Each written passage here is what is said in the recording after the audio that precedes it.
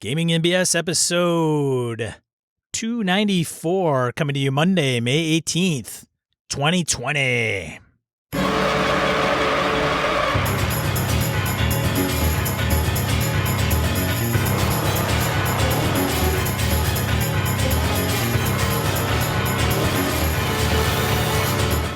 Welcome to Gaming NBS, a tabletop RPG podcast. I'm one of your hosts, Sean. I'm Brett. Welcome to this brand new show that we've just named. After 6 years, we finally have a title. There we go. Yes. You know, actually, speaking of six, dude, in six more of these, we're at 300 episodes. That's pretty cool. Yeah, 300 episodes of complete bullshit. Yeah, time flies. Yes. Time flies. Time flies. It does fly. Well, let's see here.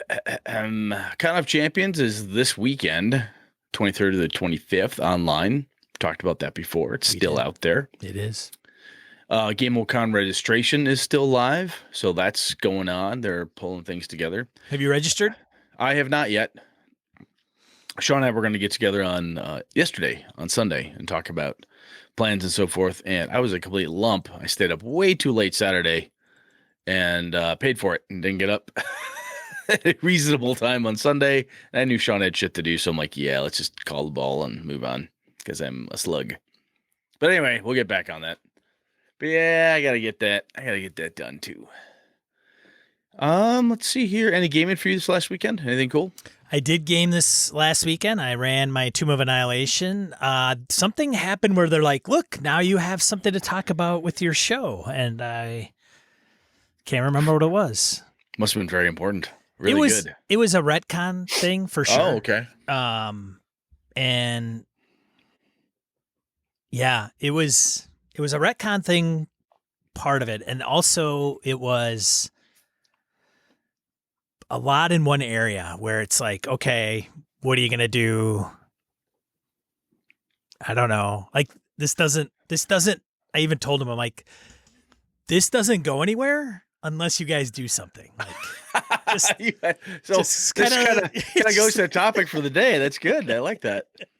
I ran my Streets of Avalon game this last Tuesday. The Penangalan, the pair of them showed up, which is the Malaysian vampire where the head detaches from the body and the organs float underneath the head. Yes. There's two of them, twin sisters, that are having a turf war in the neighborhood. I actually named the creature to the group before, offhandedly, when the bargeman in Avalon dropped the name. Everyone went, huh, must be some phraseology Brett made up. Ha ha! Little did they know.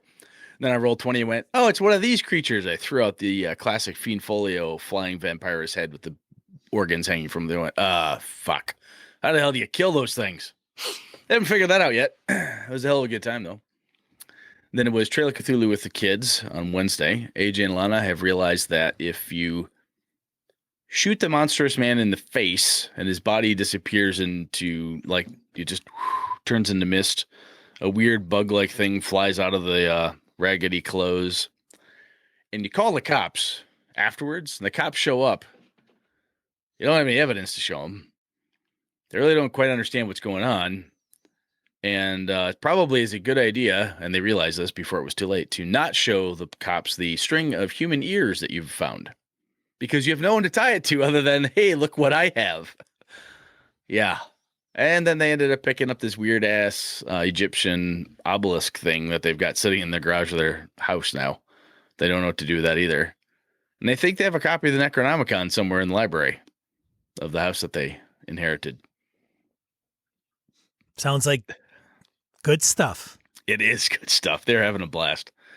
I asked them how they're liking it, and they said the reason they like it so much is because it's so much more role-playing and thinking, talking, puzzling things out and so forth.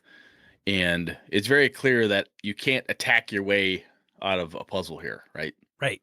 You can't. I cut the goblin's fingers off and make him talk. I shoot the orc chieftain, or there's nothing like that. Especially when they're not even sure they killed the one guy. When Wilbur Wheatley's body dissipated, and it was strange and weird and sickening, and they're losing sanity left, right, and center, and they find a weird ghostly. AJ picks up this ghostly blood-soaked diary he finds on the counter, and they're like, "Where'd that come from?" I'll pick it up. Sand loss. It's written backwards and left-handed, and they're sorting it out using all their great skills, and they're loving it. They're freaking terrified. It's good. I like to play that just before they go to bed. That way. Yeah, that's good timing. Yeah, it is. Can't do it like in the afternoon. No, 1 o'clock. I'm working then. Got to do it after dinner. Yeah. And then on Thursday was the Descent and Down the Mountain stuff. The yes. Dungeon of the Mad Mage, which is fun. I'm still alive. A few other people might not be alive after a while, but we're doing okay. I would only expect as much. We're doing well. We're doing pretty well.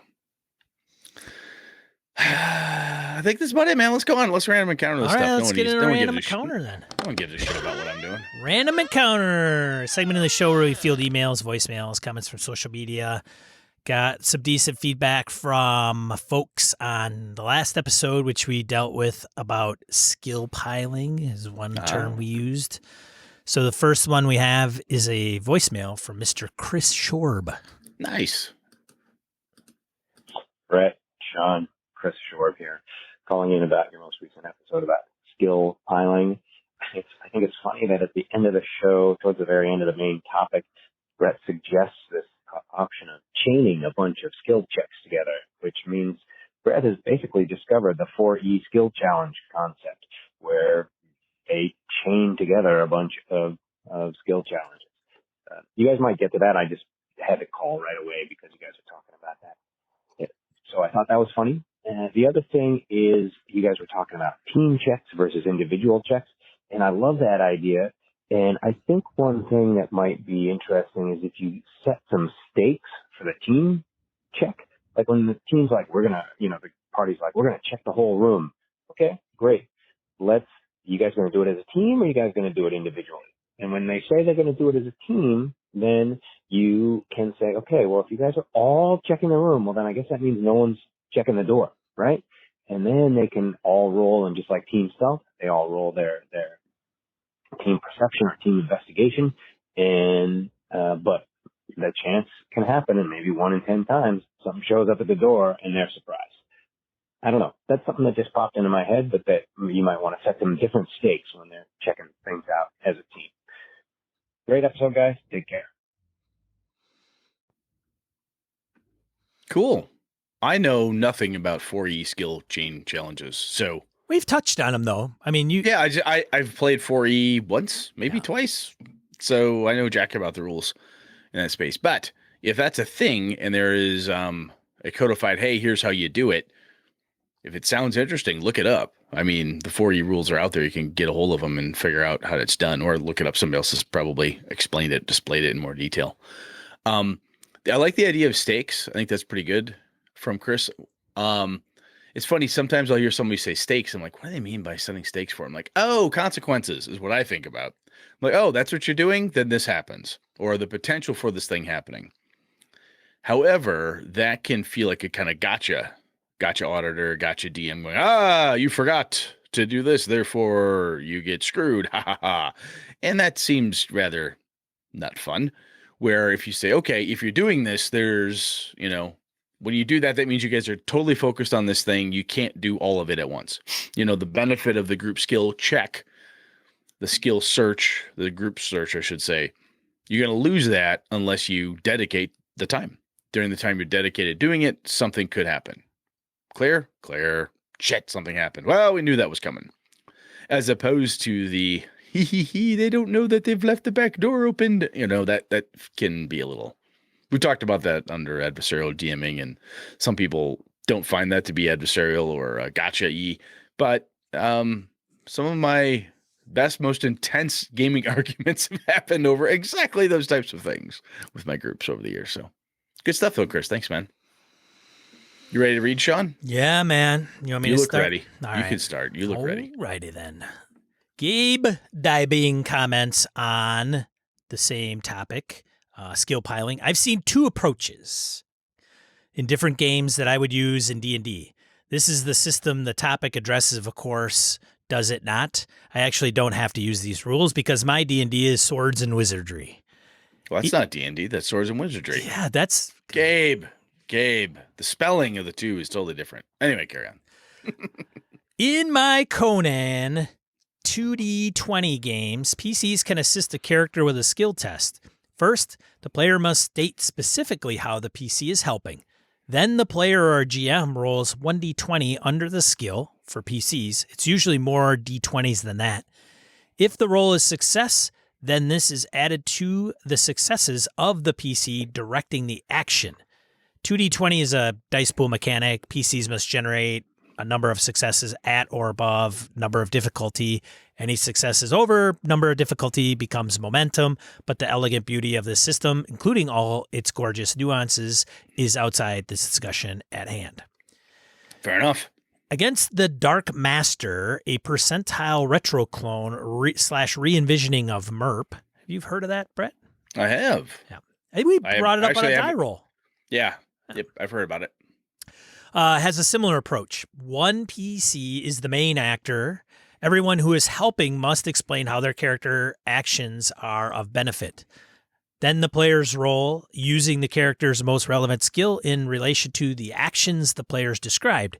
Each success becomes plus 10 for the main actor. This is easily ported into D&D. Successes from other characters who are able to describe how they are helping become cumulative +1 bonuses to the main actor's skill roll. There's a cool thing that Gabe is bringing out there, and Sean and I bring this up periodically, and I know Sean actually hammers on it more than I do, but that's the describe what you're doing, right? Yes, in a quote-unquote modern game, oh, there's skills for this, there's skills for that, blah, blah, blah. Oh, the OSR, you had to describe everything. Look, boys and girls, you can come at this as the game master and say, okay, you want to help. What do you plan to do to help? Right? Oh, I hold the umbrella over her head so that the rain isn't pouring down on her so she can focus while she picks the lock. I like that. You can get very creative with what you're doing. And in my experience at Brett's table, when you are the more creative, the more oomph you give to your description, sometimes the difficulty class goes down a bit, or the bonuses to succeed go up a bit, whatever. Right. So I think a piece that Gabe talks about there is first, you must state specifically how the PC is helping. I think that's very important.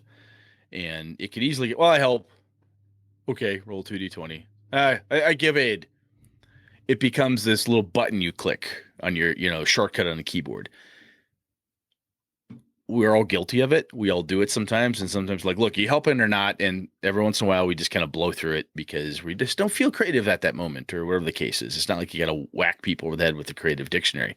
But when the opportunity presents itself, ask, how are you helping? Yeah. Because sometimes, quite frankly, you're like, I want to help him pick the lock. How the fuck are you doing that? How many hands and lock picks can you cram into one little padlock anyway? It seems silly. One person armchair quarterbacking? Nah, too much tension. I mean, how's that helping? So I think that piece that Gabe said a number of different times in there is very important and really helps to add to the flavor of the game. Yeah, and I think that specifically might be a Roll Master clone, actually, retro clone. I think so. Splitting hairs. But, a little bit. Yeah. But thanks, Gabe. Good stuff, man. So the old school DM came in and said, there's no skill piling in my games of D&D 5e. 1, no rule required. Passive perception / investigation is what used to be called taking a 10 and the default minimum score for those checks. If a difficulty is below the passive score for any of the appropriate characters, you don't even have to ask for a roll. They get the info. This is rules as written. Note, it's worth singling out to the character with the highest passive score as to be the one who, quote unquote, noticed the info to reinforce the specialization. Number 2, one roller, optional helper. When I call for a roll that is valid for the 5e help mechanic, I often prompt, are you doing this alone? I ask, how are you helping? Only to present a role-playing opportunity. I just hand them the tools to keep the light up or whatever is fine. Everyone roll together. I often call everyone roll a skill / attribute check. What was the highest and who got it? This is for anything where it is important that the PCs get some information. The highest score determines how much detail is revealed.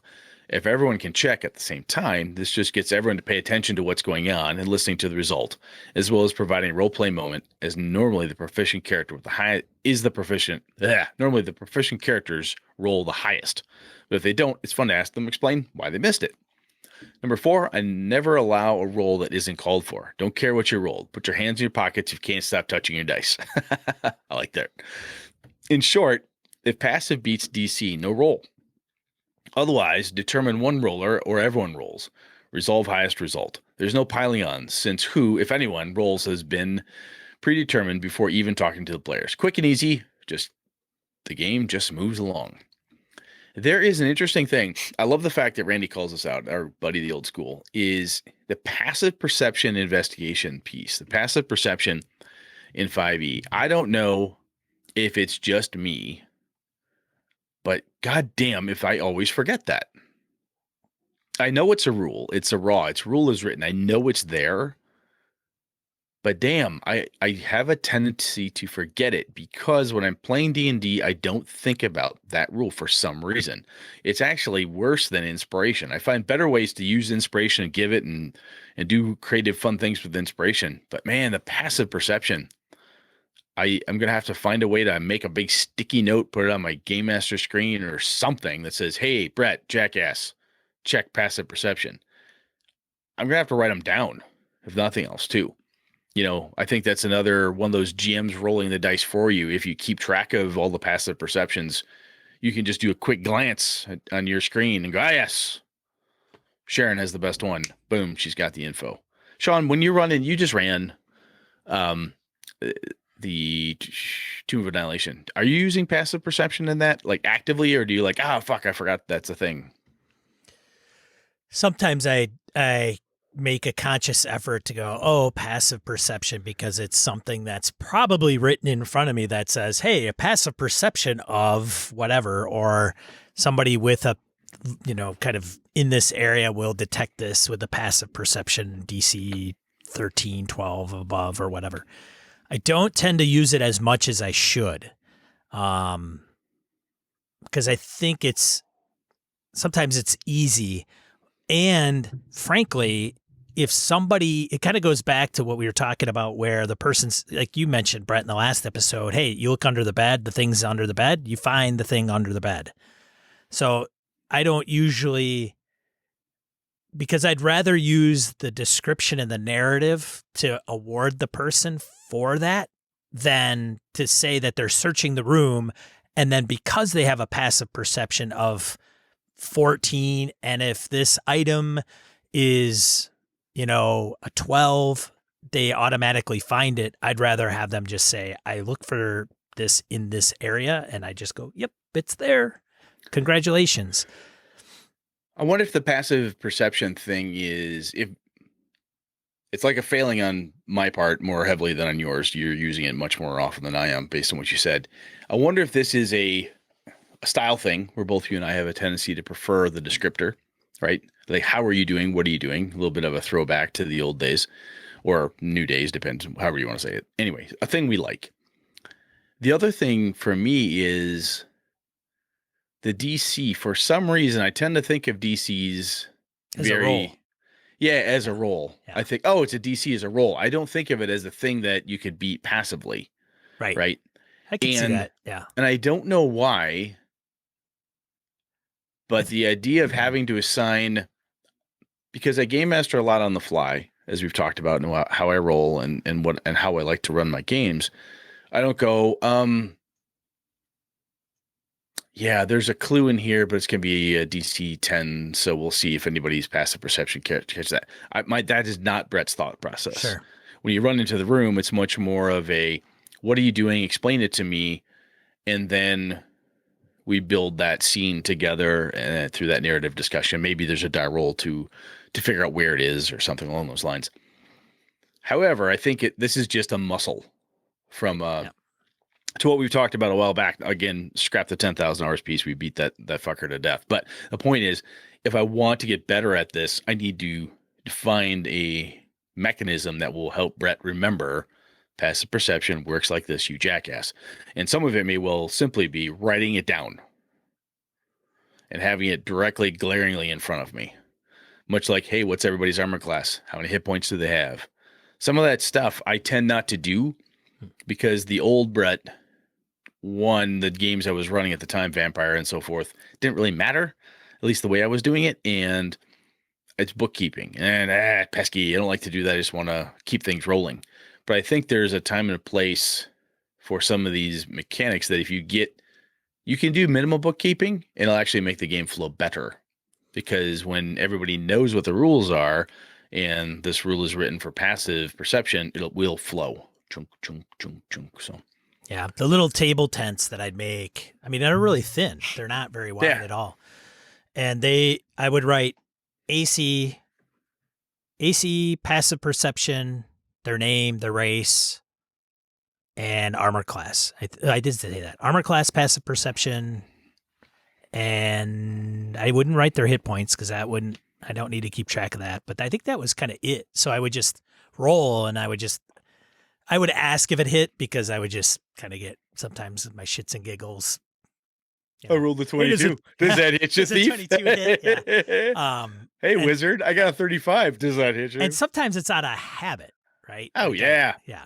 Where it's just, hey, did it hit? Or I could just look at the thing and I'm like, okay, I should narrate. The problem I have is I'm not narrating enough. I'm not getting into the DM seat as much as I should. Like I spend too much not from 100-foot view, but maybe a third person perspective where it's, okay, you're in the dungeon and there's a door down to the left. What do you do? Versus like, okay, it's dark. You can barely see. Make out the concrete walls. There's a crack, blah, blah, blah. And then there is a door. And beyond that, there is no illumination. There's no cracks.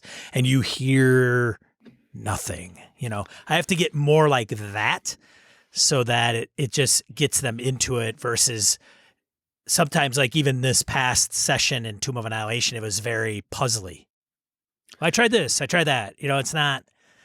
And that goes to rolling and knowing their armor class. So if I just roll and I go, oh, I know that hits, I can say, you know, the bad guy winds up and clocks you against the side of your head.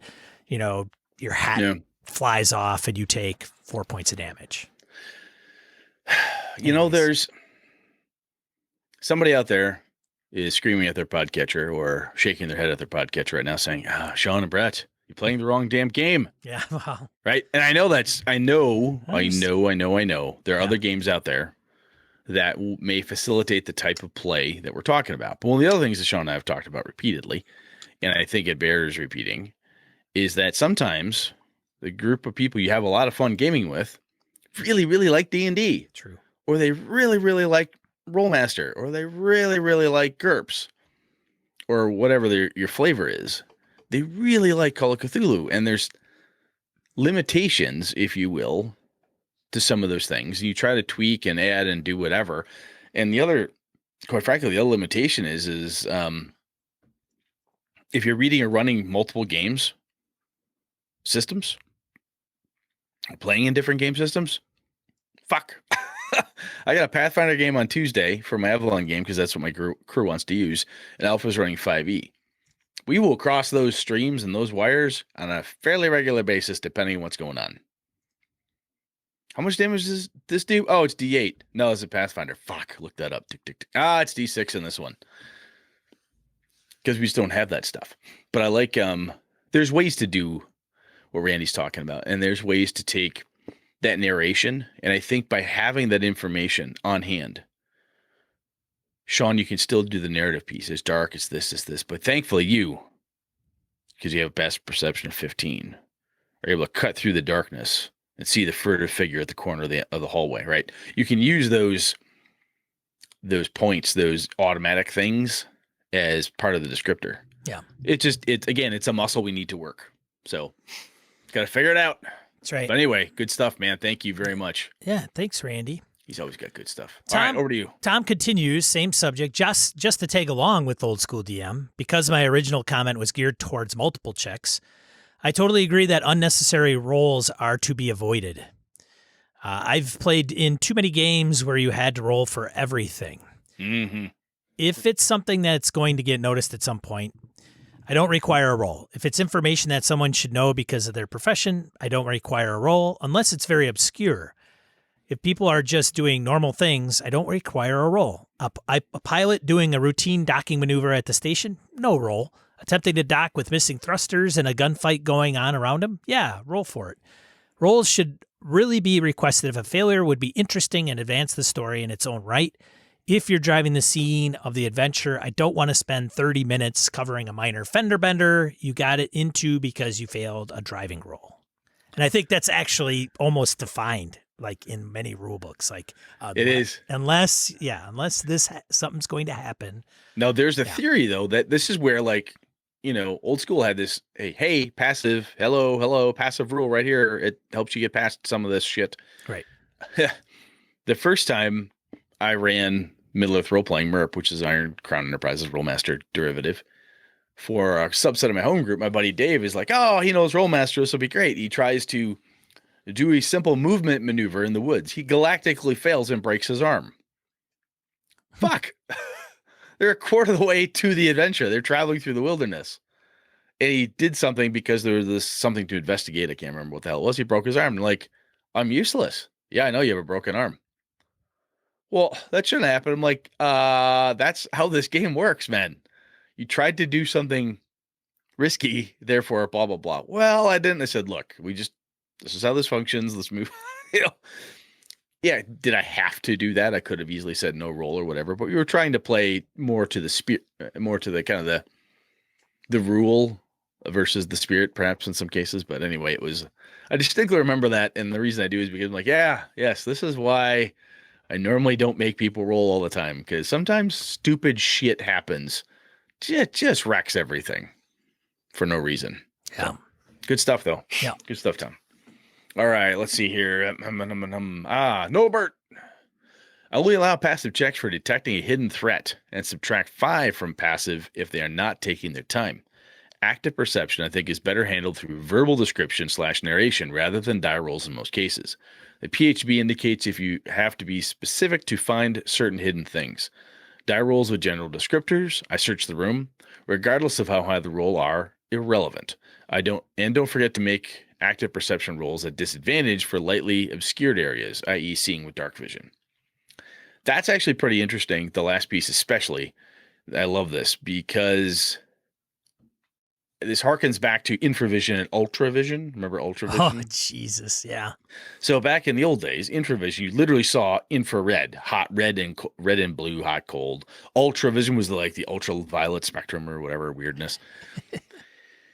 And periodically, some game master would finally have enough of your shenanigans and your shit and say, look, you're not going to find the ring in the corner. Well, I have infravision. The ring is ice cold, just like the stone floor. How would you possibly be able to tell the difference between, well, it's got a slightly different, and then it just becomes a shenanigans thing, right? So the lovely advantage, disadvantage, or adding a penalty to this, go ahead, look, but you're using dark vision. It's not as good. You may have really good night vision. You go outside, the stars are out. It's a moonlit night. It's pretty good. Go out there and walk in the backyard when you know for a fact you haven't shoveled up all the dog shit. There's a fair chance you're going to find yourself a landmine because you can't see as well. It's going to happen. Yeah, and if you really want to take it to another level, go out there barefoot. Yes. Just saying. That way you know when you failed. Immediate hepatic feedback. That's disgusting. But anyway, I love that, and very cool. Thank you, Norbert. Yeah. Over to you, sir. Carp DM. On the same topic, skew piling. This was really good podcast, guys. Excellent topic and well covered. Gave me a few nuggets to tumble around in my toolbox. Thanks. Skill piling, what I call skill check conga, is a massive pet peeve of mine. It's how you beat a CRPG, not immerse yourself into a TTRPG. Usually if one person announces they want to try a skill and others announce the same before any dice are rolled, I let them work it out in terms of how to approach the problem. I'll quietly adjust the DC, add advantage, etc. based on what they come up with. If someone wants to try something after dice have been rolled, it becomes a case-by-case situation. Sometimes there's a reasonable explanation and it makes sense. Oog, the barbarian, has the muscle, but doesn't have the touch to get that grappling hook to catch. So Uriah Bo Peep, the thief, wants to give it a go. But say if they want to search a room because they saw that the person before them searched and rolled a 4, they will likely not enjoy the rewards of metagaming. If that person announces they'd like to try as they are already rolling dice, may the gods have mercy on their soul. Wink. Yeah. There is an old argument. I think we failed to bring it up in the last episode, but we've talked about it before, which is what's the point of rolling if there's nothing of interest? And we've touched it here again. So it's the thief has to pick the lock on the door. They pick the lock. Nothing interesting happens if they fail. Nothing interesting really happens if they open it, right? Especially fail. If you can't do it, what bad thing happens? And not every game system, not every group of players likes that. Sometimes I do know some of my players like the capriciousness of, hey, guess what? The universe sucks and you can't get past the second door of the dungeon. Too fucking bad. Go level up and try it again. I know guys that like that stuff. I also know tons of people who can't stand that stuff. But anyway, good stuff. Yeah. All right. We're over at James talking back about weapon damage. Dear Brett and Sean, in response to your episode 290 on weapon damage, I wanted to throw in an alternative approach to weapons in D&D. What I'd like to do is get a sense of my players' long-term vision for the characters and then design a weapon that will be something they will want to keep throughout the campaign. Using the idea of legendary weapons, I designed a weapon where I typically give it a new power every odd or prime number level. So the ranger may find a longsword at second level that has a +1 sword. And then every prime number level, it gains a new ability to scale with their own development. We talked about this a little bit before, Sean. This is Earth Dawn had some of this stuff we learned. Yeah.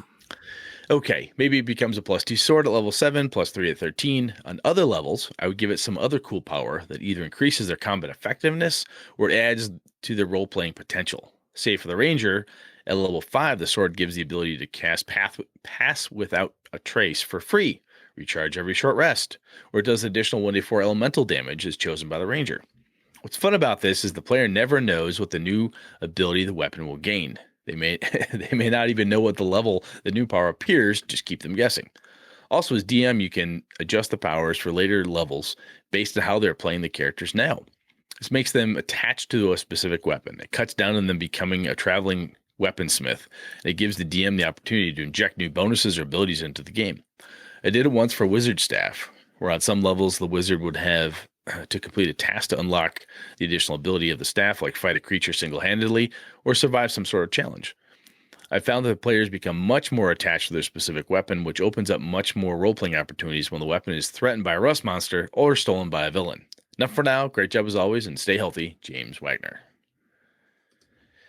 I tell you, man, I have taken away players' gear at some point. He mentions this stolen by a villain. That has never worked well for me.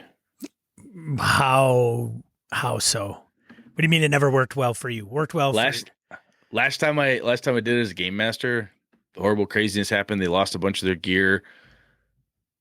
It was almost a table flipping moment for my players. Ooh. And the rest of the campaign was shit canned to find the gear. That was it. Sure. All else fucking sucks. Nothing else matters. I don't care if the Lich beats the world. If we're descending into Avernus and we all die, I want my bag of holding. Are you like, really? Wow. Really? Guess the clothes do make the man. Okay, carry on, brave adventurers. But yeah, I'll tell you, man, taking something away from somebody after they put a lot of effort into it, and this is like their thing, can be quite a blow. So however, I like this idea. I don't know if it would work so well for my group, but I like the idea. Did you take all their shit away or just like select items? Oh, the best stuff. The best stuff. Yeah. Yeah, I don't know. Sometimes games are you're just being a capricious game master asshole. Why you fucking do that? It's part of the thing. There's no fucking reason for this, man. Oh, all right. Thanks, that becomes GM dick move. Yeah, it was. Yeah. That's what they said. Yeah. Well, some games, I think some players, not all, but I think that's kind of their thing. Like the World of Warcraft video games kind of built on that shit. Like, I collect crap, and I've got good crap, and I'm going to take that good crap, and I'm going to bring the big freaking pain down. And when you take their crap away, that's they can get pretty fucking pissed off. Can be bad. Yeah. Now, though, that's just one piece of what James had mentioned there. I think the rest of it is that idea we have talked about before about taking a weapon and adding to it. And I think in a game like 5e, where it doesn't have older versions of the game, you'd find more gear, more magic items, more stuff, like swords, for instance, right? It could get crazy to the Monty Hall level for the kids out there. That means like crazy, random, huge piles of shit. We have all, I shouldn't say all, many of us who have played back in the day, remember having bags and bags of +1 swords that we would give to our hirelings as trinkets. It was a thing.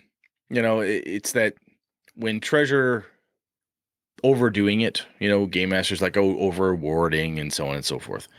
But the idea of finding a mystical thing, rod, staff, wand, sword, dagger, ring, whatever, and unlocking and figuring out has got more to it, it can be pretty powerful. And if everybody in the group has something like that, that can be pretty cool. And it can really set the characters apart at a heroic level, right? They can do stuff that nobody else can do. Pretty neat. All right, man. Last but not least, Phil emails us, "Hey, BSers, Sean, great call on Mothership. My group is heavily invested, sending emails back and forth as they customize their characters to make the crew work better as a whole. I'm also digging watching your group on Twitch. It's helpful watching someone else run the game and learn from that." Hey, thanks, Phil. Awesome. That's good. Brett, question for you. Uh-oh. My oldest daughter is starting to run D&D, specifically Lost Mines of Phandelver. The benefit is I've run it for another group, so I know the story and some of the pitfalls a DM may encounter. During our second session in the Goblin Mine, Fiona got turned around trying to read the map and figure out what was supposed to be going on in the rooms. She got pretty upset when we ended the session. However, she is undaunted and plans on running the next game soon. I'm encouraging her to read that portion of the book to increase her familiarity with that part of the adventure. But I'm curious to know what advice you've given your own kids before they run games for you, or what you might suggest to new DMs. Thanks and all the best in these gonzo times, BSers, Phil. Well, first off, Phil, that is really cool that you're watching Sean's Mothership game and you're pulling good stuff from it. I've said this before, Sean knows his shit, so good job, Sean. You do. You're good, man. Fake it till you make it, baby. Hey, maybe you've made it. Thinking about that. Maybe. I don't know about that. I got a ways to go, man. So, Phil, I would say Aaron, my AJ, my youngest son, ran Lost Mines of Phandelver for me and Ilana. And I know for a fact he fucked up a couple different things. And at one point, he also got a little frustrated and I said, "What's the matter, buddy?" And he's like, "Oh, I made a mistake." And I said, "I have no idea what this adventure is about. Nobody does. Even if I've played it before, you haven't made a mistake. This is your adventure. If Fiona turned the map upside down, backwards, and folded it, that's the map now." I think it can be daunting for her to go back, depending on how bad her quote-unquote mistake was, to rework the whole section. But if she forgot something, like, oh, the Goblin King was not there. Oh, this person was supposed to be there. They were just gone. The players don't even need to know why. They just weren't there at the time. They could have been off running an errand. They could have been off at a different section. So depending on what the mistake was, the other thing that I like to do with my kids is when they're running a game for me is I'll ask them what's working for you, what's not working for you. And I tell them, look, I promised you I will not metagame this. I will not break your game if you explain to me what's happening. I promise. I will act absolutely surprised.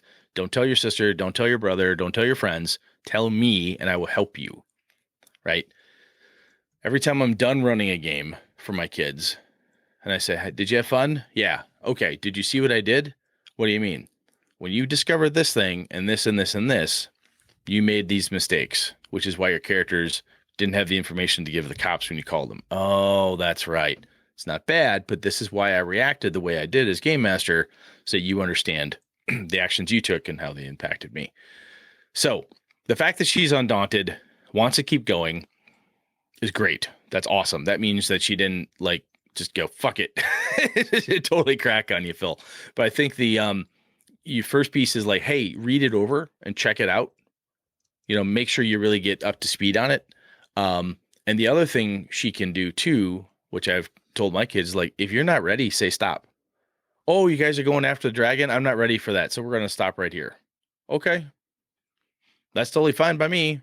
It might suck because we were hoping to play for 3 hours when we played for an hour and a half. But this is all learning experience, especially for new gamers and new game masters.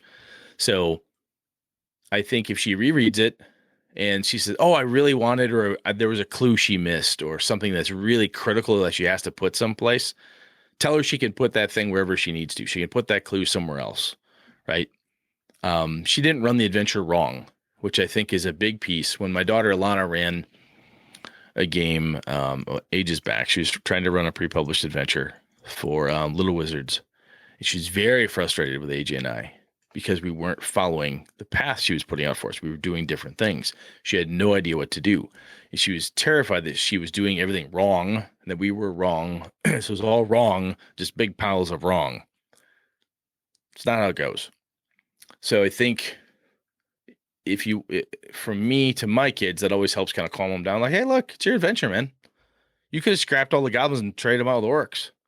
Really? Yeah, I'm not going to stop you. There's no gaming police. You could have traded out. She could have accidentally used kobold stats instead of goblin stats and went, shit. Depending on what she is, she probably didn't actually say shit. But she could have said, shit. I used the wrong stat block. Doesn't matter. Did we all have fun? Yep. Move on. Make a note to yourself. I can't believe I used kobold stats. Whatever, and just keep going. So, Phil, I hope that helps. But that's what I've done with my kids is just not like teaching over the top of them. Now, what did you do? Not condescending down, but saying, hey, what's bugging you? I promise I won't wreck the game. I won't tell anybody what you told me, but what's going on? Oh, don't worry. Especially if you know the adventure, dude. You could be like, hey, no big deal. Take that thing, move it over here, put it by the red sashes. You got it. Yeah, I think to capitalize on that, I think newer players, younger ones especially, to try to get them to realize that if they make anything up, if they read a published module and they skip over something, or if they get something, the players will never know. They may suspect, but they really truly don't know for sure. They may scratch their head like, wait a minute. But if they can understand that, they'll start freewheeling like Brett in no time. So I'll tell you what, if you've not played Lost Mines of Fendelver and you plan to play it, ignore me for a little bit. So spoiler alert right now, what is this at like 42.54 minutes or whatever into the show? Here's the deal. AJ's running it. There is this big nasty drow guy, wizard, and some spiders in it. And we got a pretty good idea where he is. So AJ's waiting because he has this plan. The guy's in the room. As soon as we open the door, we're going to get asked to get big spiders and blah, blah, blah, blah, blah.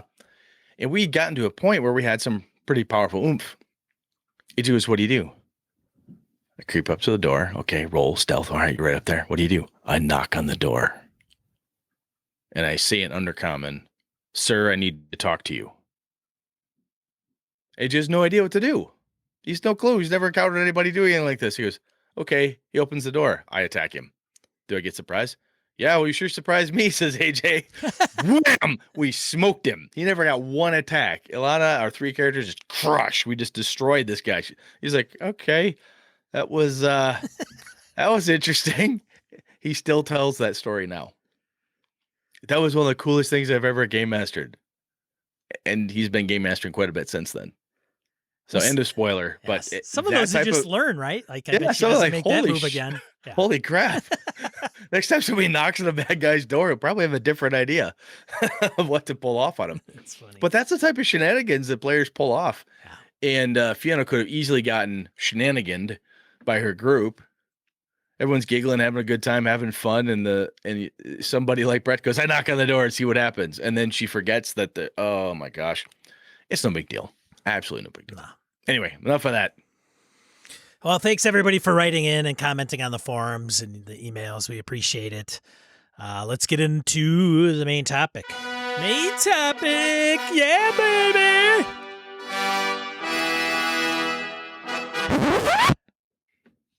Well, Sean, this is yours, man. Oh yeah. You want to talk about tension?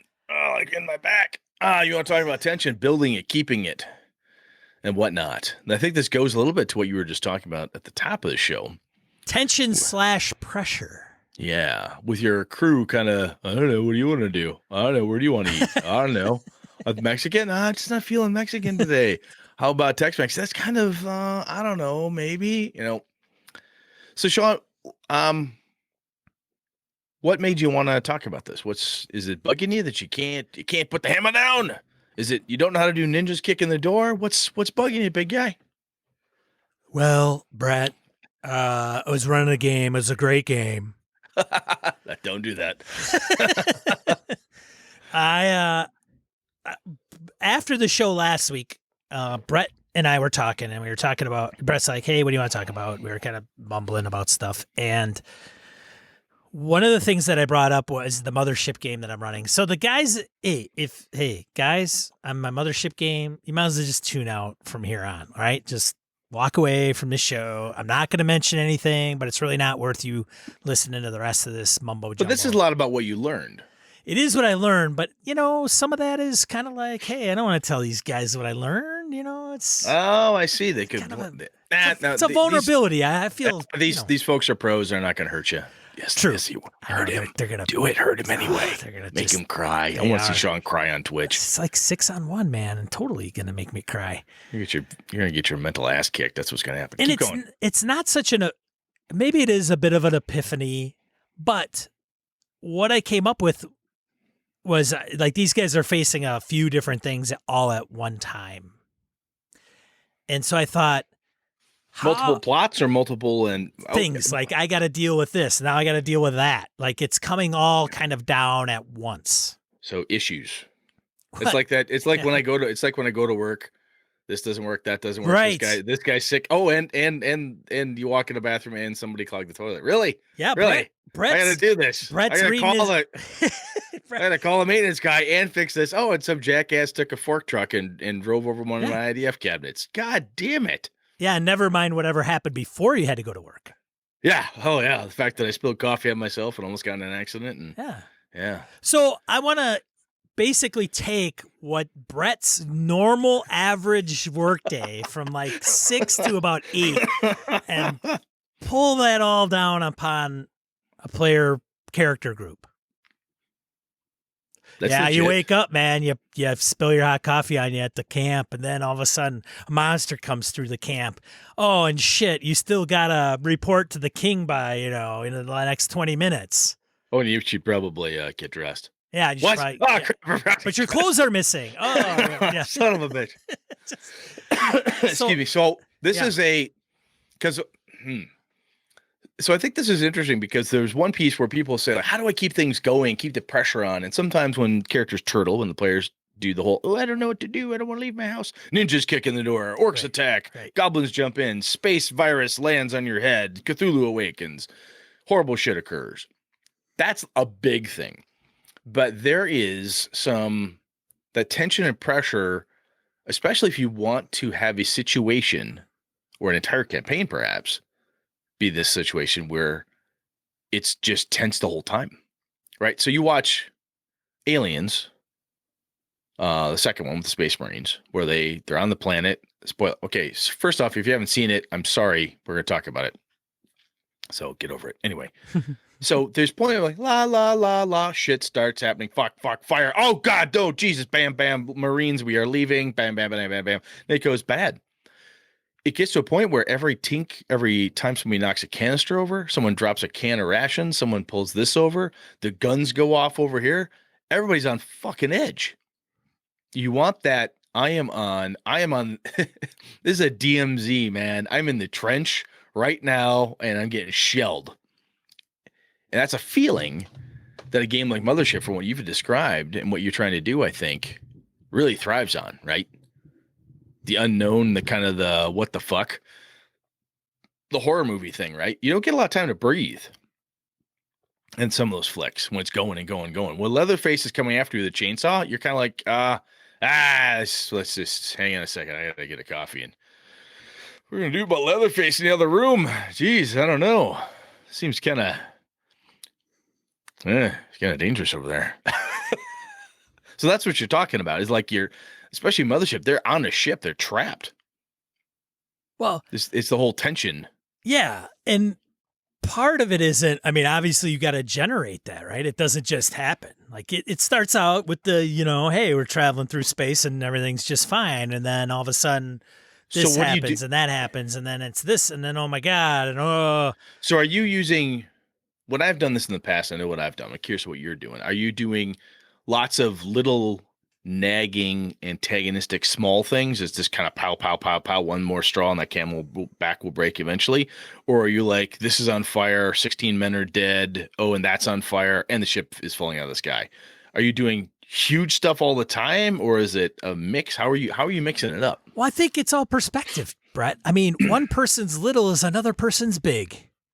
Fair enough. So my approach with that specific game up to this point has been it started out with, the freaking alarm is going off and they come out of Cairo and they're cryo and they're trying to kind of gather their senses. Okay. So, hey, am I healthy? Whatever. Do I need bandaging or anything? No, you're fine. So it's more of a shock and hey, we got to figure what's going on right now because they've woken out of a sleep. Okay. Yep. So it can be relatively minor, and then it kind of settles down, and then they realize that there's the ship, and they're gonna dock. So it kind of, all right, things are calm, shit's got together, we're good now.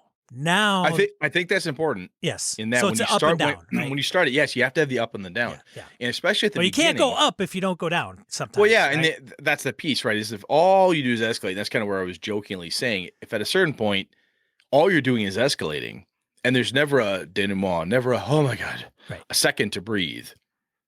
In the first Aliens movie, there's a cat, and every once in a while, a cat like busts out, meow, goddamn fucking cat. Mm-hmm. It's not the alien, it's the cat, and everybody goes, the tension just. Well, that's out. the weird spotlight in the sound. Yeah, you've got to have. You're gonna go open the cupboard. Yeah, and the cat jumps out. You're like, oh, stupid. God cat. damn it. Right. Yeah. But you've got to have that. You got to have a bit of a release periodically. Because if you were to come in and say, you get out of cryo and your kneecaps are falling off, right. and there's a thermonuclear explosion, and your father is murdering you, and whatever. Can't deal with all this. So I like that. You start off kind of, and then now let's get into what's going on. Yeah, and it's funny because I didn't necessarily intentionally go, okay, this is, there's some folks like misdirected mark guys tend to get into some of these nuances in more, I would say, in a more structured academic approach. Like they talk about beats and like stuff out of Robin Laws's books, beats and whatever, right? And so there are people that actually write that way. They're like, okay, I need a beat here and then whatever, and then another beat.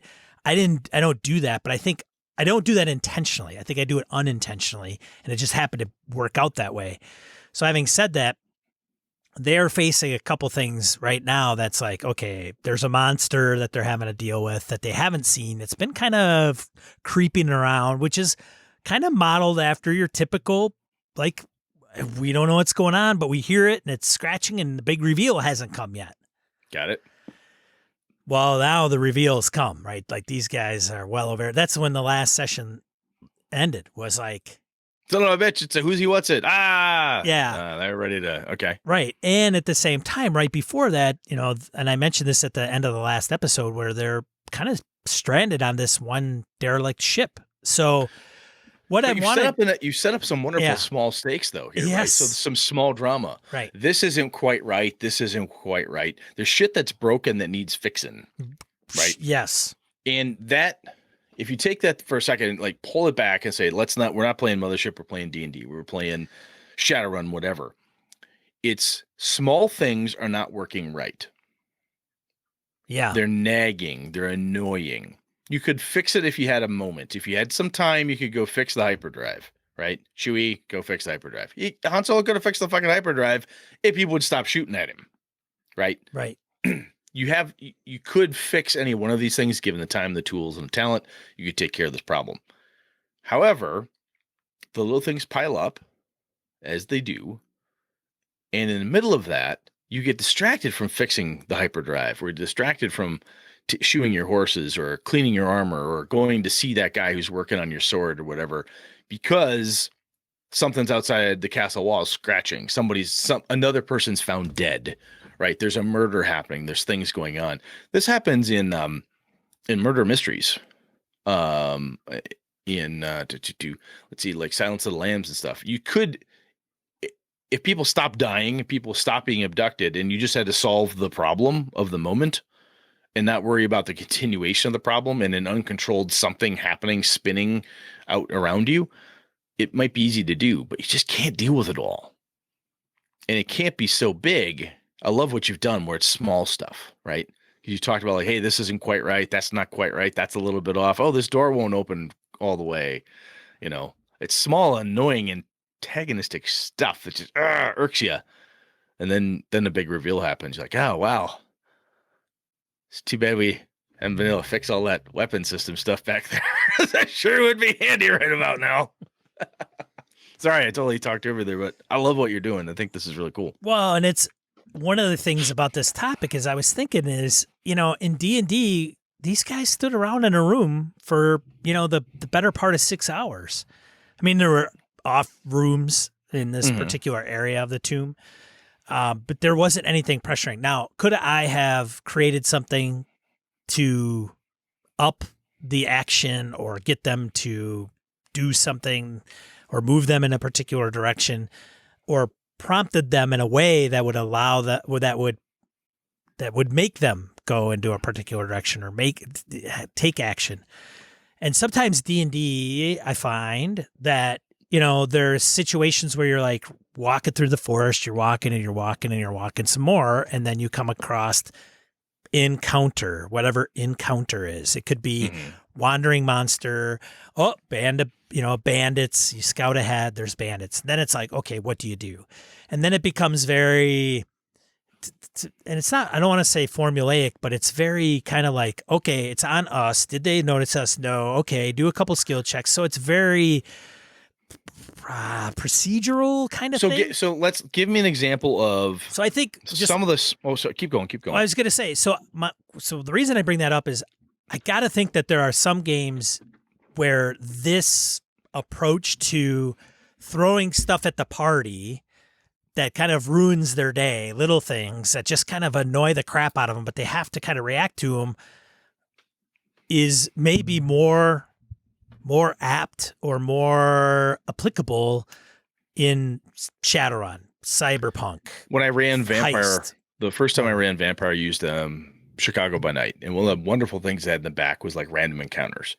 And it had like random weird shit that had like no connection or just stuff. That's where I learned where the one woman who was playing with me was a girlfriend of mine at the time, Kat. I had somebody spill water on her character 3 or 4 different times. She had liquid spilled on her like all night long. Every time she turned around, she was wet. Oh, you told us. This is like a long time ago. Yeah, a long time ago. Yeah. And it drove her fucking bananas because she's like, oh my God, something's going on. It was nothing. It was just a really shitty day.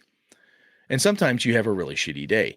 I think games like that and what you're talking about, it's when we think about a D&D game versus Mothership versus Star Wars or Shadowrun, I think doing what you're doing for Mothership would work well in a Shadowrun game. Sure. Because that setting, that whole idea behind it is you could wake up and snap your bootlaces. The car's in the shop. This is, it's going to take another 2 weeks to get that axle done. I don't know what it's going to do. You could have that annoyance happen and it feels very natural and native to the setting.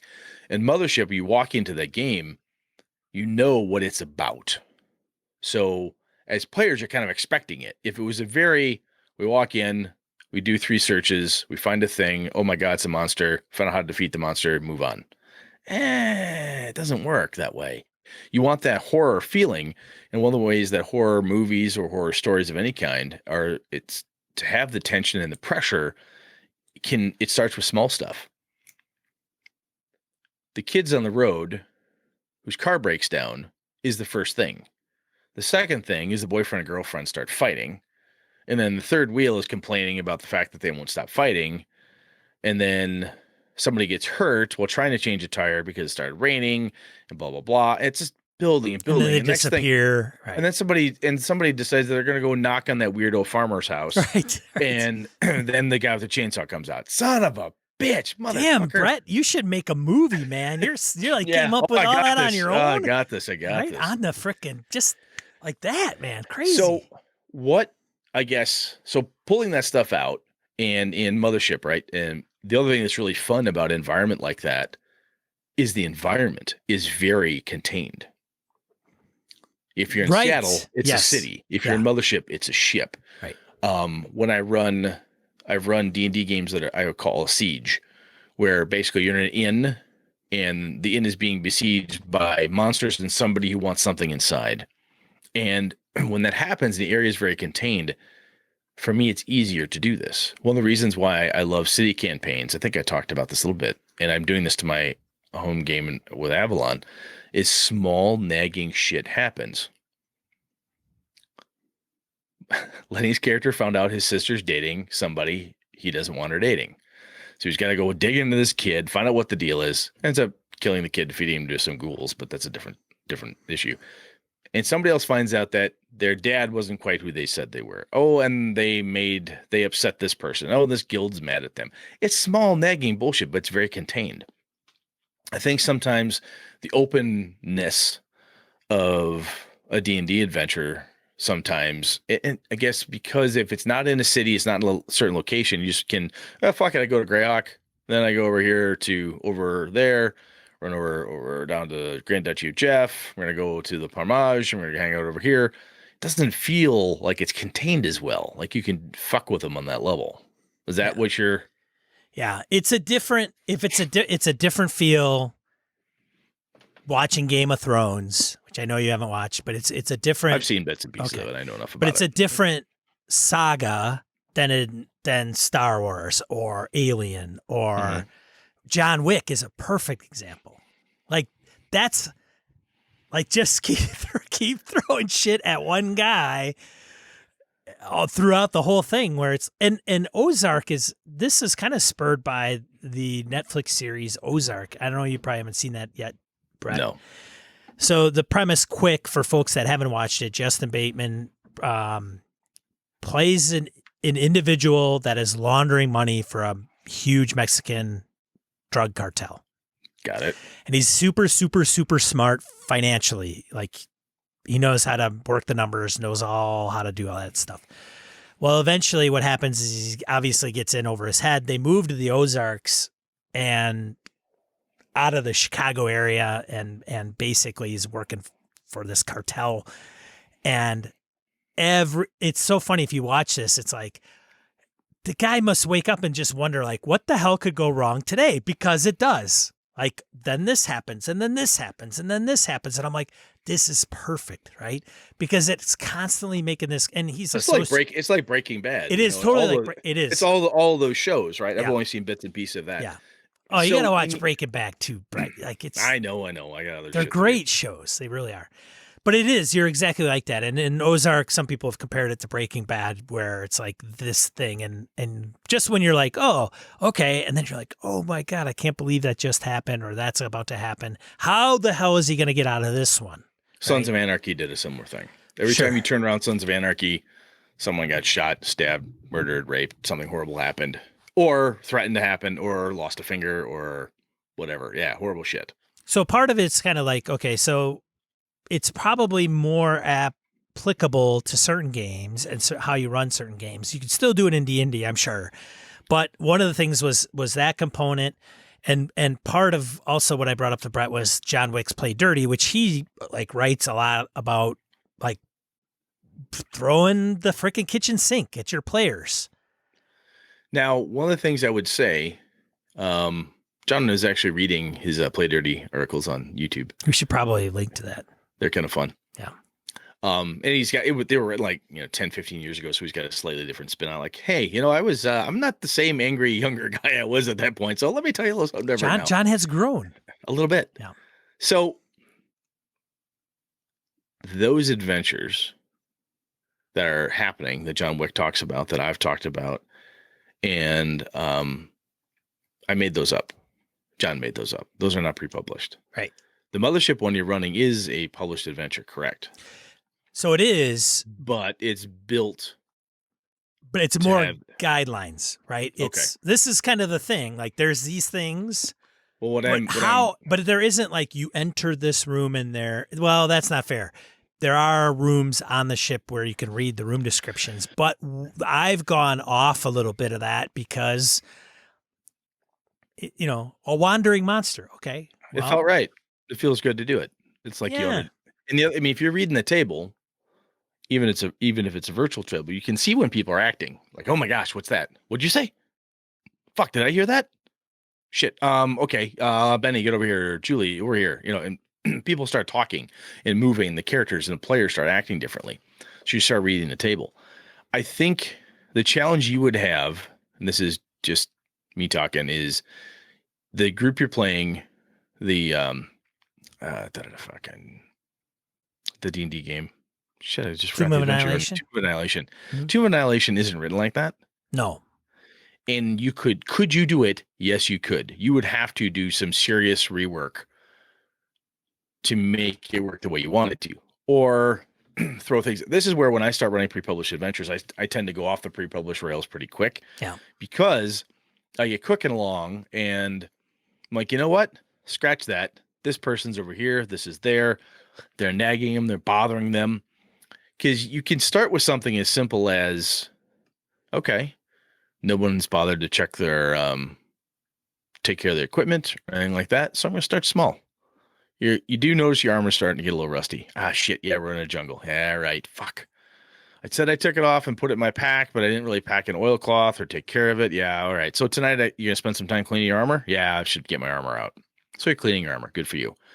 You notice the leather straps in your backpack are pretty rotted too. God damn it. Oh, this is just like maintenance. Well, you had to take your armor off to deal with that, and that's when the goblins show up. So, fuck, you got to fight them without armor on. You defeat the goblins. Not that big a deal. And then you move on. But I think this mindset that you've got going into Mothership, you'd have to carry that same mindset when you read the pre-published adventure, when you looked at Tomb of Annihilation, and say, how could I do a similar thing?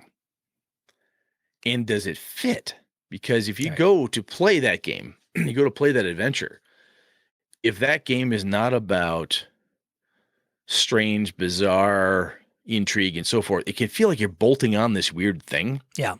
Because some of those games, some of those settings, adventures, and so forth, I honestly think are fine in a way. It can frustrate us to a point, but if they spend 4 hours fucking around in a room, that's okay. The game doesn't break.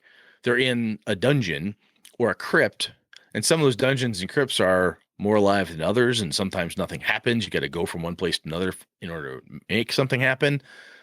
So they fuck about for 3 hours. They fuck about for 3 hours.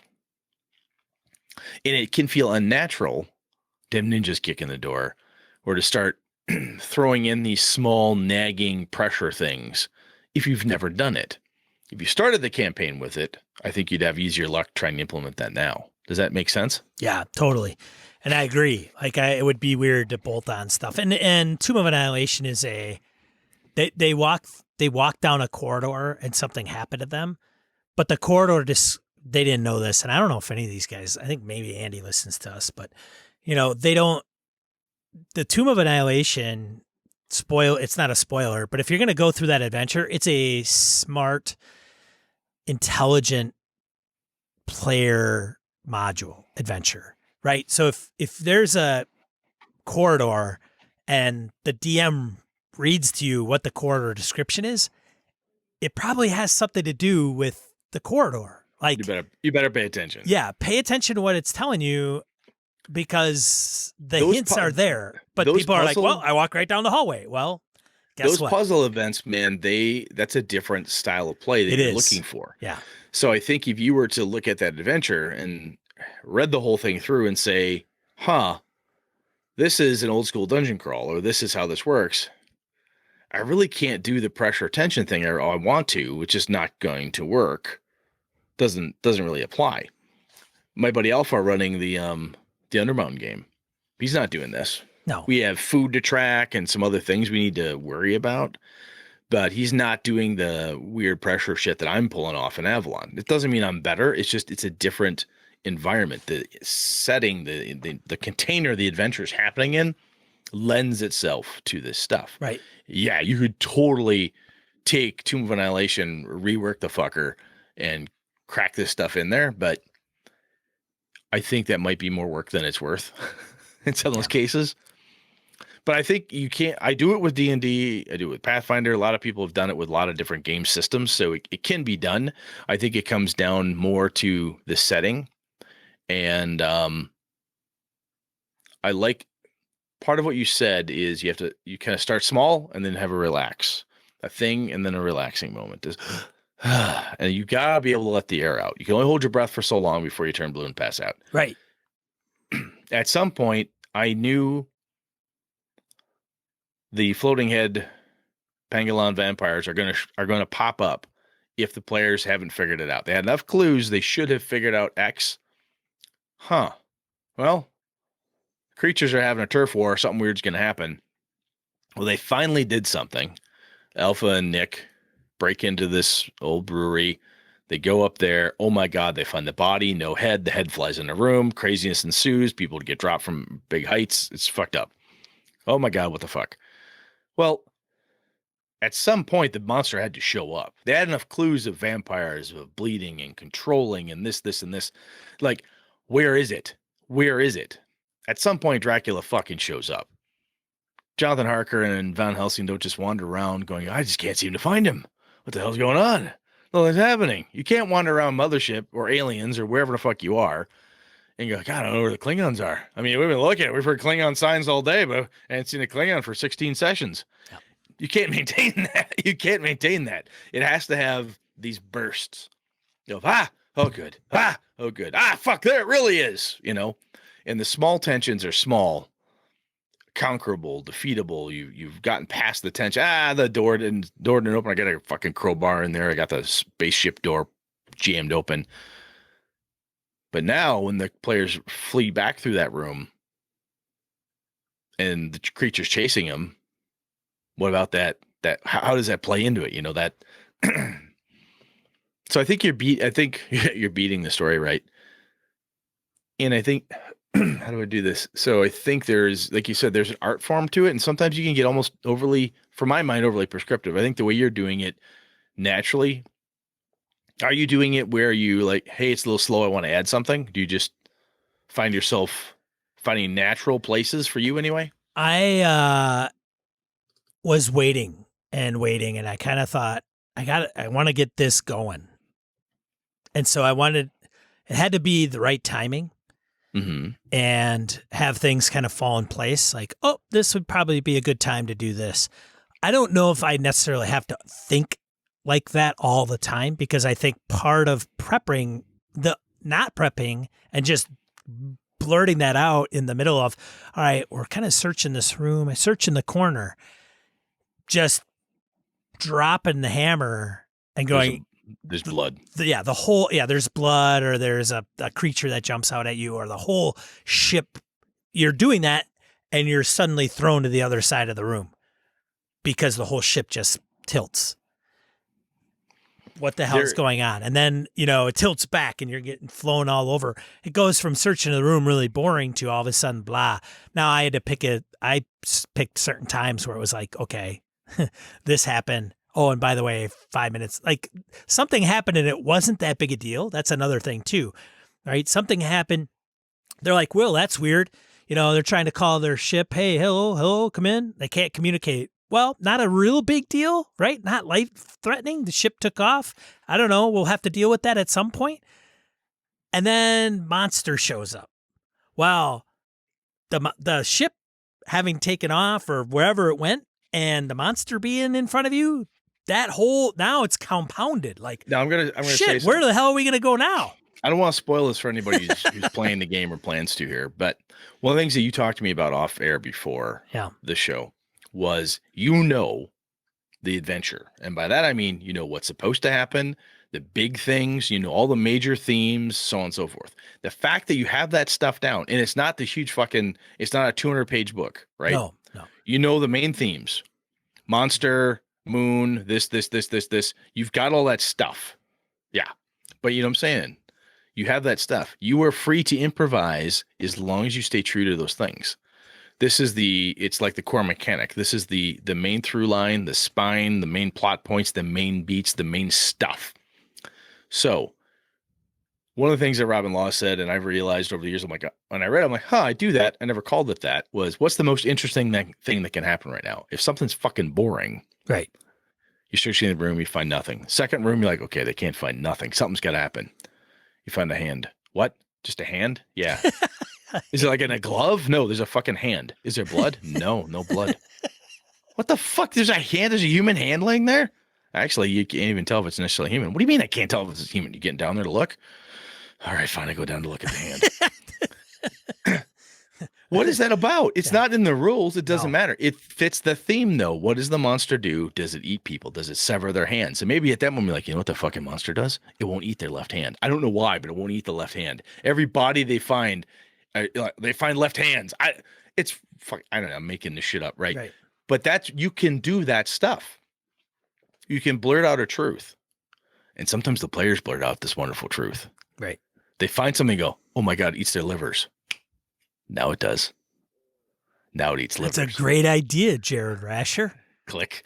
And then you go on to the next piece. Motherfucker, is the liver? Yeah, liver's missing. I knew it. The liver's fucking missing. God damn it. It eats livers. Motherfucking monster. God, liver eating bastards. You've got it, right? But you are you're in a contained area. You know the main pieces of what the area are all about.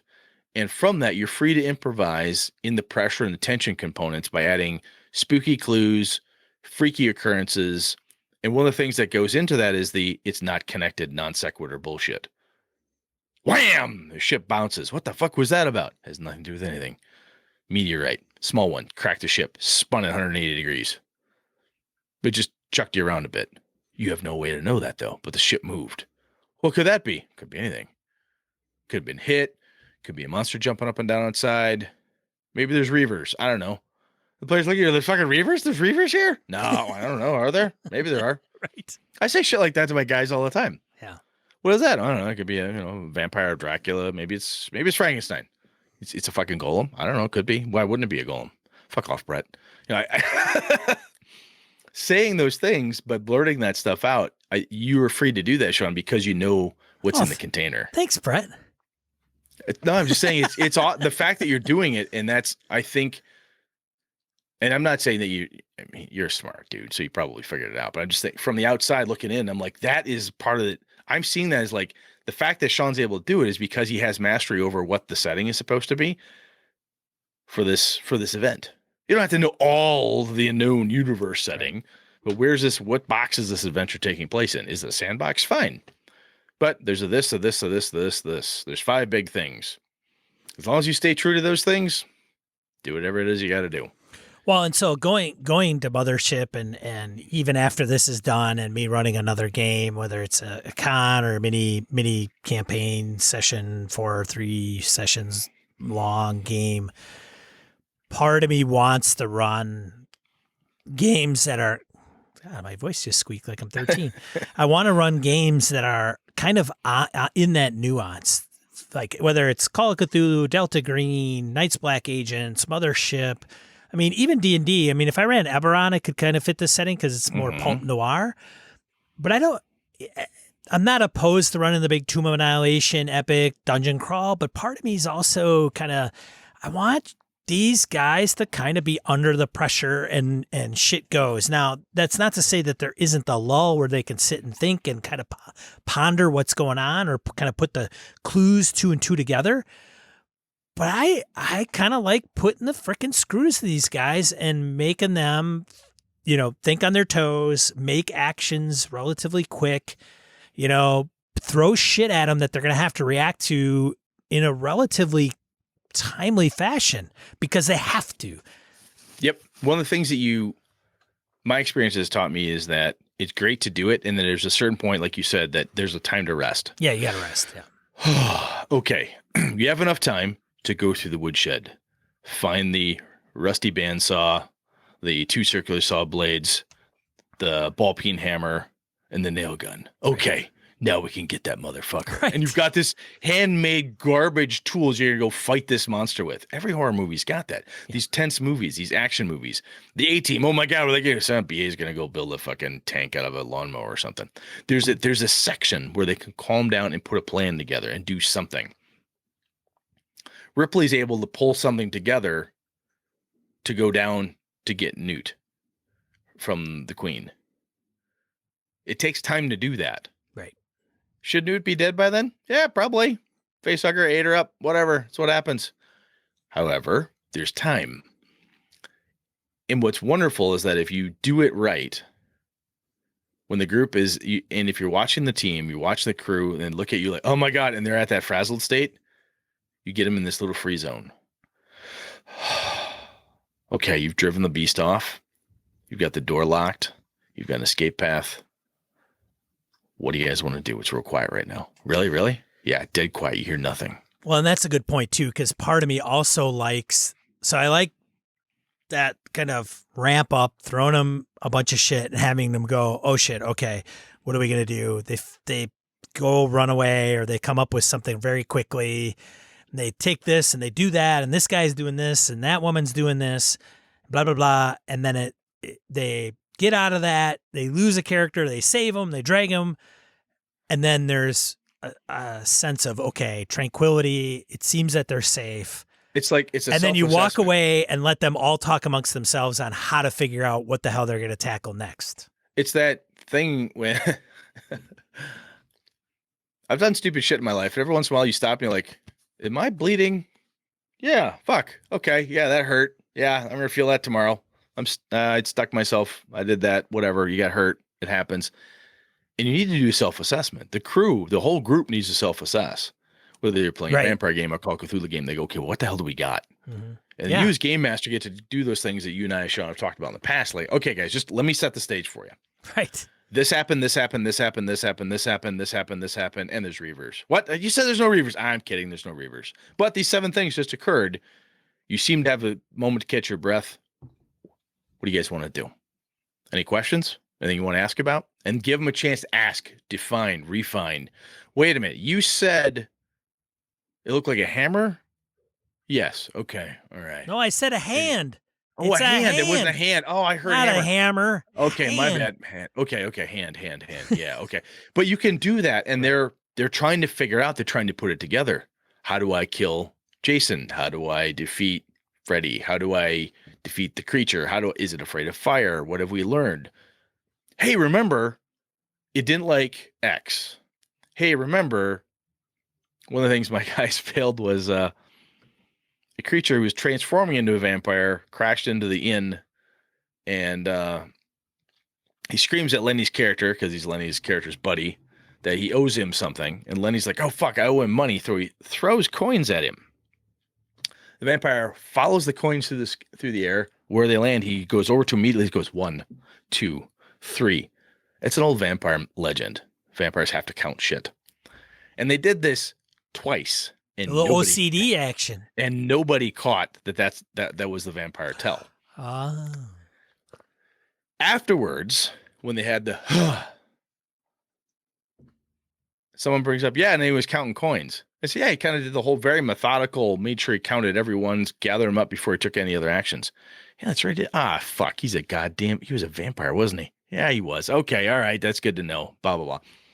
But that's that time when they can take the clues and piece them together, because the danger, the risk is pressure, boom. Yeah. And we never had a chance. It was a railroad to a TPK. This is how you stop it being a railroad to a TPK. Because the train stops at the station. They can stop, take a leak, get some food, get a snack, figure out what's going on, get back on the train, and go figure out what's going to happen. Maybe. Maybe. Or you just get the pressure on them. And depending how long it is, I think you don't have to have every session doesn't necessarily have to have the the deep breather. True. But if you haven't had one in a while, or you're like, was that last session or 2 sessions ago? Might be a good time to throw one in there. Yeah. We weren't too scientific about how you introduce the beat structure here, but just the theory behind it. Right. Yeah. Any other points you wanted to hit, man? No, not really. I mean, no, I think we're good.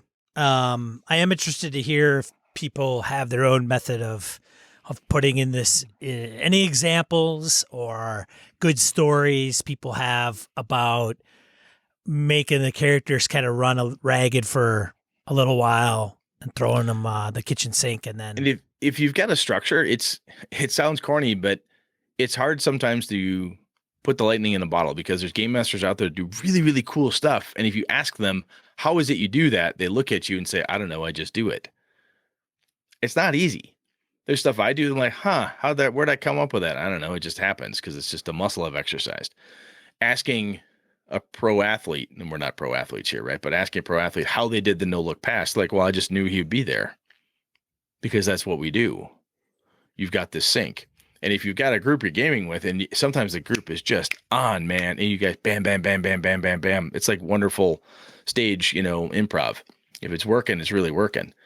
And it's not easy to come up with or write up an actual process and have it seem like it'd be fun to do. Because a lot of processes, I like Robin Laws, but some of his stuff is so goddamn dry to me.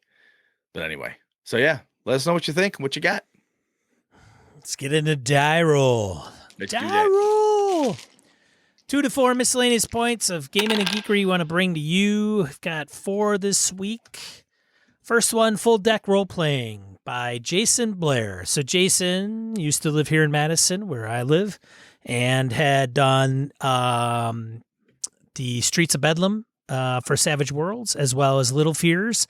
So he put out an RPG. It's free.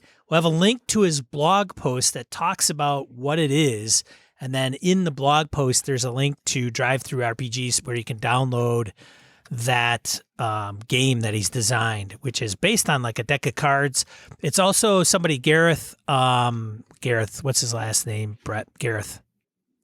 He's the gamer guy. Yeah, Skarka. Knows Jason as well, posted it on Twitter and mentioned that you could use it for actually creating stories if you want to just be an author.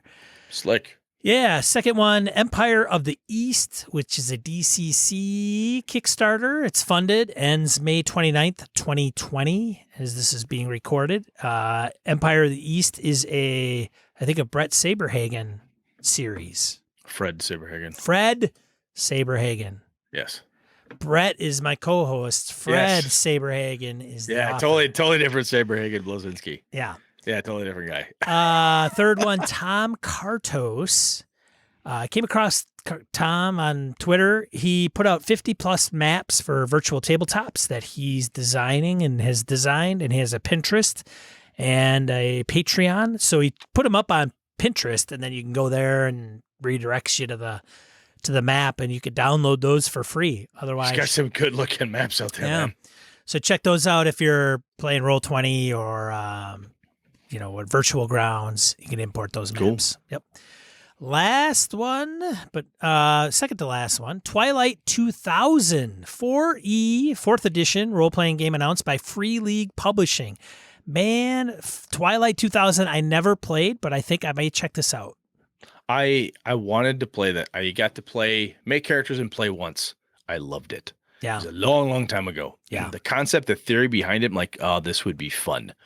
This would be a fun little alternate universe type of thing to do. Part of the reason is that I have this alternate World War I game in my head, and this might be a good way to figure out how to do it right. So I'm really interested in this. Yeah. I just think it'd be cool. Yeah. So there's a lot of people like, ooh, that's awesome. And then the last one, Brett. Yeah, I've got the link to John Wick reading the Play Dirty chapters. I think he's up to like chapter 5 or something at this point, but it's kind of fun. That's all we have for this week, folks. Brett, what are we talking about next week? Any plans? I'm not sure, man. Okay. We will come up with something. Stuff and things. Stuff and things. you have to tune in next week, this time Thursday or Monday nights, 8 p.m. Central Time, U.S., and we'll record live. Otherwise, you can catch us at gamingmbs.com, our podcast there, and you can download this show in the audio format and listen to it at your leisure. You bet. Thanks, everybody, for showing up live. Thanks for everybody listening. I guess we'll wrap it up. I'm Sean. I'm Brett. Good night. Good gaming all.